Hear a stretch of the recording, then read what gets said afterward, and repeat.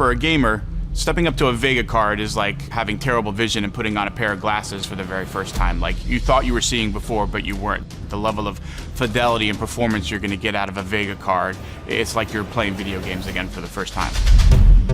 I just got my Vega. The first thing that I'm gonna do tonight when I get home is I'm gonna play Prey with it. And I love Prey because I think the vision of putting Art Deco in space was just absolutely groundbreaking. I'm really looking forward to playing Wolfenstein 2: The New Colossus on RX Vega. It looks gorgeous and it plays great. I'm really looking forward to Far Cry 5. You know, since the teaser, that game looks stunning. For quick shoot 'em up fun, I'm really looking forward to Quake Champions. And to be terrified, I'm looking forward to Evil Within. RX Vega is going to play all of those titles really, really well, and I'm going to have great fun. To tell you the story of Vega, I have to go back 20 years of PC gaming. You know, the first Wolfenstein, Quake, all of those stuff started back then. At that point of time, most PCs were running sub-VGA resolution, like 320 by 240 pixels. Like, just to get a perspective on how many pixels that is, that's less than like a small inch on your phone right now. Now, as we were driving your games that you were playing to look much more beautiful, much more lifelike, in the process, we evolved this thing called a GPU, and this GPU became a supercomputer. We didn't plan for it. It just became that. And now this supercomputer is being used for many other interesting tasks outside gaming. Now, as a gamer, you should look at this technology with pride, because what you have done over the last 20 years resulted in this technology. We are the supercomputer of the future. With the introduction of RX Vega, we bring to market a new technology which was previously the preserve of very, very high-end workstations costing many thousands of dollars. HBM2, or High Bandwidth Memory 2, gives us 8 gigabytes of RAM at unprecedented speeds. It will improve the experience by allowing you to run better visuals at higher resolutions with more effects, more bangs, crashes, whizzes, smoke, fire, supporting things like high dynamic range. In Vega, both your average frame rates, your maximum frame rates, and your minimum frame rates, all of them are going to be substantially better than previous generation, because we have so much horsepower in Vega. You know, there are over 200 features in Vega, but if I have to pick one that in the long run is going to have the most impact, is the high bandwidth cache. High bandwidth cache controller is a unique feature of the Vega architecture. Memory can be paged in and out without stalling the pipeline and without interrupting the flow of the compute shader. Imagine you're in a game, right, turned around the wall, and then there is a bad guy or a monster, and he's just about to shoot you, and you have a frame drop there, and you're dead. So in Vega, a big reason why we created the high bandwidth cache technology is to completely avoid that, because you never have to stall for loading your resources, loading your textures. HBCC makes it easier to manipulate and work with large datasets, large models.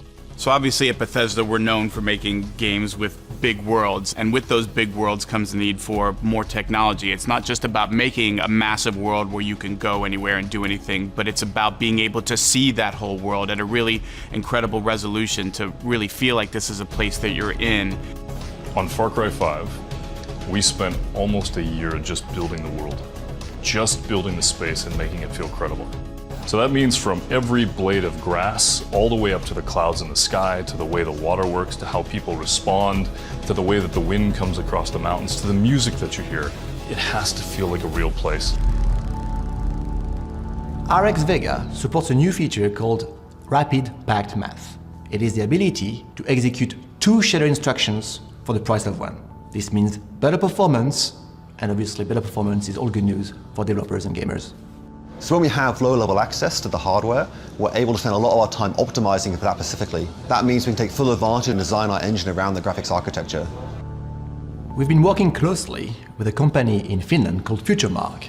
FutureMark has been developing a demo that aims to showcase what kind of results that a developer could achieve by leveraging rapid packed math.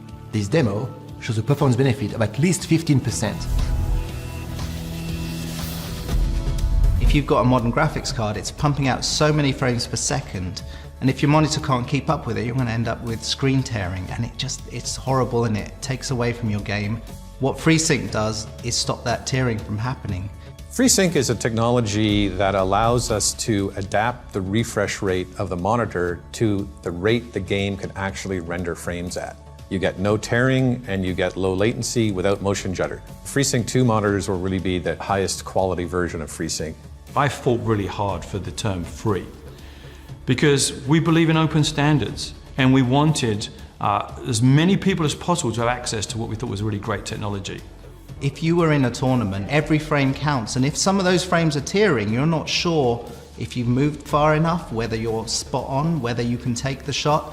Every single delay's gonna set you back, and then if they take the shot before you do, maybe you've lost the game and you're out of it.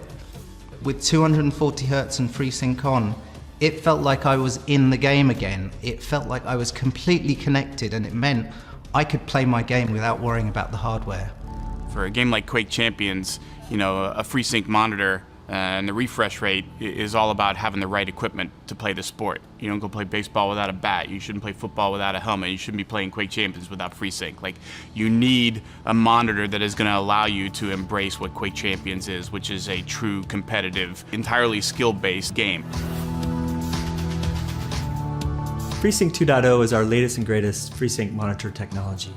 One of our partners, Samsung, is launching a brand new monitor very soon, and it's got HDR and as well as a brand new range of settings that allow gamers to become more immersed. So HDR provides brilliant imagery and, more importantly, a rich environment that a gamer can have a fantastic immersive experience.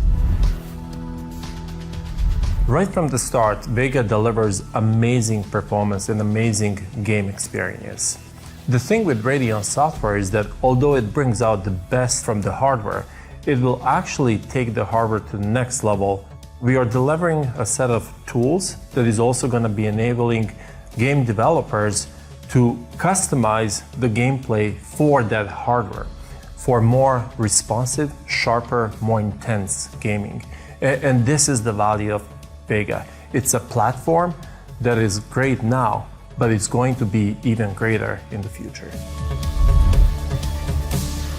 One of the things that's great about working with AMD and this new partnership we have is sort of recommitting ourselves to bringing the best out of Vega cards and unlocking all the things that they can do for our games on an ongoing basis. Well, I really love working with AMD. They're a really open company to work with.